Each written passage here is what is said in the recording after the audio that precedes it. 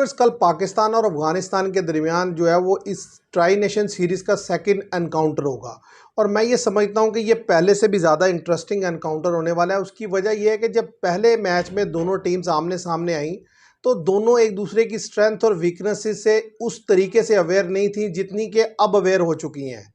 क्योंकि आप देखें कि पहले मैच में जो अफगानिस्तान है उसने वाज़े तौर पर कुछ गलतियां की जो कि मैं समझता हूं कि वो सेकंड T20 में नहीं दोहराएगा। इसी तरीके से पाकिस्तान ने भी देख लिया कि उनकी जो वीकनेस है वो कहां है। तो दोनों टीम्स की जो प्लेइंग 11 है उसके अंदर मुझे डेफिनेटली चेंजिंग्स होती हुई नज़र आ रही हैं। पाकिस्तान की प्लेइंग 11 में भी चेंज है और अफगानिस्तान की प्लेइंग 11 में भी चेंजिंग्स होंगी। तो सबसे पहले अगर हम बात करें कि अफगानिस्तान की क्या वीकनेसेस एक्सपोज हुई और पाकिस्तान की क्या हुई और क्या प्लेइंग 11 चेंज होने वाली है, ये भी देखते हैं। देखिए, अफगानिस्तान जब पाकिस्तान के अगेंस्ट खेला तो एक चीज़ तो वाज़े तौर पर देखी जा सकती थी कि अफगानिस्तान की सबसे बड़ी गलती ये रही कि उन्होंने 11 ओवर जो है वो करवाए स्पिनर से और 9 ओवर करवाए फास्ट बॉलर से। लेकिन मैं ये समझता हूं कि अफगानिस्तान के पास ऑप्शन था कि वो 11 से ज़्यादा ओवर भी स्पिनर से करवा सकते थे अगर वो मज़ीद एक स्पिनर अपने पास रखते और अभी भी मोहम्मद नबी का 1 ओवर रह गया था। मैं ऐसा क्यों कह रहा हूं, इसकी रीज़न है।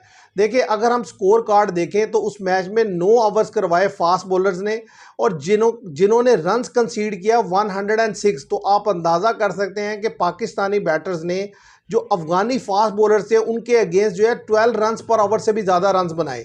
और अगर स्पिनर्स की बात की जाए तो 11 ओवर पाकिस्तान ने खेले जिसमें 72 रन्स बनाए पाकिस्तान ने और 3 या 4 विकेट अफगानिस्तानी स्पिनर्स को दिए।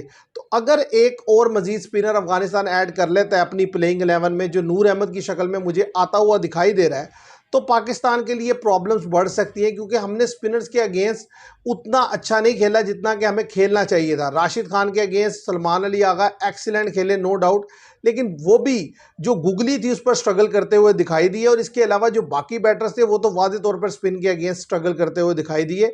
तो मैं ये समझता हूँ कि ये एक ऑप्शन जो है अफगानिस्तान के सामने खुला है कि वो एक मजीद स्पिनर ऐड करके जो अपनी फास्ट बॉलिंग के जो ओवर्स हैं उसको रिड्यूस कर सकते हैं, 9 से 6 पर ला सकते हैं या 5 पर ला सकते हैं, ताकि पाकिस्तान के पास जो है ज़्यादा से ज़्यादा मौका ये हो कि वो स्पिनर के अगेंस्ट खेलें और फिर अगर वो एक्स्ट्रा ऑर्डिनरी खेल जाते हैं तो ज़ाहिर है पाकिस्तान मैच लेगा, अदरवाइज जो है वो पाकिस्तान को फंसा सकते हैं। दूसरी तरफ पाकिस्तान इस बात को ज़ाहिर है समझ चुका है कि भाई डेफिनेटली अफगानिस्तान अगले मैच में मजीद स्पिन के लेकर आ सकता है। तो पाकिस्तान के पास भी ये ऑप्शन है कि पाकिस्तानी जो स्पिनर्स हैं उन्होंने भी अफगानिस्तान को उतना ही तंग किया है। तो मैं ये समझता हूं कि ऑप्शन पाकिस्तान के पास भी मौजूद है कि वो फ़हीम अशरफ की जगह इब्रार अहमद को ले आएँ और पाकिस्तान 3 प्रॉपर स्पिनर और जो 2 लड़के खिलाए हैं हमने, सलमान मिर्ज़ा और हसन अली, इन दोनों की जगह शहीनशाह अफरीदी और हारिस रऊफ कम बैक करें। तो इस तरीके से पाकिस्तान अपनी बैटिंग जो है वो यानी कि अपनी जो बॉलिंग है इसे मजीद स्ट्रेंथन कर सकता है और अफगानिस्तान के लिए प्रॉब्लम क्रिएट कर सकता है।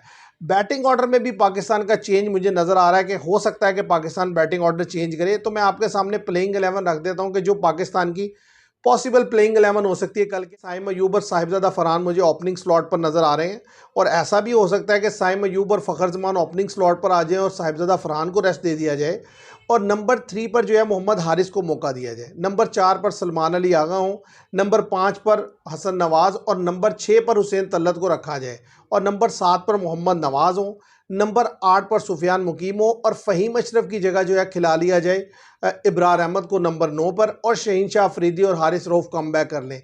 हुसैन तलत के आने से ये होगा कि आपको कहीं ना कहीं थोड़ा मीडियम पेसर का भी एज रहेगा और दूसरा ये है कि वो भी अच्छी बैटिंग कर लेते हैं और पाकिस्तान की बैटिंग डेप्थ में भी कोई इतना ज़्यादा फ़र्क नहीं पड़ेगा और दूसरा ये है कि पाकिस्तान को एक एक्स्ट्रा स्पिनर मिल जाएगा। क्योंकि आप देखेंगे पिछले मैच में भी अफगानिस्तान के अगेंस्ट जो पाकिस्तानी स्पिनर्स हैं उन्होंने बेहतर बॉल किया और इब्रार अहमद एक मिस्ट्री स्पिनर है। आप अगर उन्हें ट्राई करेंगे किसी भी टीम के अगेंस्ट तो अर्ली ऑन उनको समझना खेलना मुश्किल होता है। तो T20 में वो बड़े इफेक्टिव हैं और वो पाकिस्तान के लिए बड़ा इंपॉर्टेंट रोल प्ले कर सकते हैं। क्योंकि देखिए, पाकिस्तान के लिए जो सबसे बड़ा कंसर्न इस वक्त चल रहा है वो फिफ्थ बॉलर का है या डेथ बॉलिंग का है। तो फिफ्थ बॉलिंग ऑप्शन को तो ऐसे ही ख़त्म किया जा सकता है कि आप एक ऑलरेडी मजीद स्पिनर ऐड कर लें और जो लास्ट की बॉलिंग है उसमें तो सीधी सी बात है कि आपके बॉलर्स को ही जान मारनी होगी। आपके पास यही 2 प्रीमियर बॉलर हैं, इन्हीं के थ्रू आप जो है लास्ट के ओवर बेहतर से निकाल सकते हैं। इन्हीं दोनों को उसके ऊपर वर्किंग करनी। बात कीजिए अफगानिस्तान की जो टॉप ऑर्डर है तो टॉप ऑर्डर के लड़के तो मैं समझता हूँ सेम रहेंगे। उसमें रहमानुल्लाह गुरबाज और इब्राहिम ज़दरानी रहेंगे, इसी तरीके से उमराजी रहेंगे और इसके सदीकुल्ला अतुल रहेंगे, दरवेश रसूली रहेंगे, लेकिन करीम जन्नत का रोल मुझे जो है वो थोड़ा डाउटफुल लगता है। मुझे लगता है कि उनकी जगह गुलबदीन नैब खेल सकते हैं, और नीचे जो फरीद अहमद मलिक हैं उनकी जगह मुझे नूर अहमद खेलते हुए दिखाई देते हैं। अदरवाइज मोहम्मद नबी, राशिद खान, मुजीबुर रहमान, ये सारे एज इट इज़ खेलते हुए मुझे दिखाई दे रहे हैं, क्योंकि अफगानिस्तान भी इस बात को कहीं ना कहीं समझ चुका है कि पाकिस्तान को जितना ज़्यादा हम स्पिन खिलाएंगे उतना उनका रन्स हम रोक सकते हैं, क्योंकि पाकिस्तान फास्ट के अगेंस्ट इन पिचेस पर बेहतर खेलता है और ज़्यादा रन्स कंसीड करता है। तो मेरा ख्याल है ये एक स्ट्रैटेजी है अफगानिस्तान की जो मुझे सामने आती हुई नज़र आ रही है कि वो इसको फॉलो करेंगे कल के मैच के लिए और जीतने की पूरी कोशिश करेंगे। देखिए, जो पहला मैच हुआ उससे पहले अफगानिस्तान की बहुत ज़्यादा हाइप थी, लेकिन पाकिस्तान ने जिस तरह की क्रिकेट खेली आउट परफॉर्म कर दिया। तो अफगानिस्तान चाहेगा कि वो इसको ये साबित करे कि वो फर्स्ट मैच था, उन्होंने लूज़ किया, लेकिन वो कम बैक करने की पूरी कोशिश करेगा। अगर वो फेल हो जाते हैं उसमें तो डेफिनेटली प्रेशर उन पर होगा और पाकिस्तान का कॉन्फिडेंस जो है वो स्काई हाई हो जाएगा। और इसी तरीके से पाकिस्तान अगर उन्हें फाइनल में भी डिफीट दे देता है तो फिर एशिया कप में पाकिस्तान एक दफ़ा फिर जो है बड़े अच्छे कॉन्फिडेंस के साथ दाखिल होगा और सामने वाली टीम्स के लिए पाकिस्तान एक खतरा नजर आएगा, खासतौर पर जो श्रीलंका और ये दूसरी टीम्स है, और इंडिया के गेम्स भी हमें अच्छी तरह से पाकिस्तान compete करता हुआ दिखाई देगा। तो मेरी तो ओपिनियन ये है कि ये प्लेइंग 11 में चेंजिंग्स हो सकती हैं, ये स्ट्रैटेजी बन सकती है। आपकी क्या ओपिनियन है? आप अपनी ओपिनियन भी बताइएगा। आज के लिए इतना ही। Thank you very much.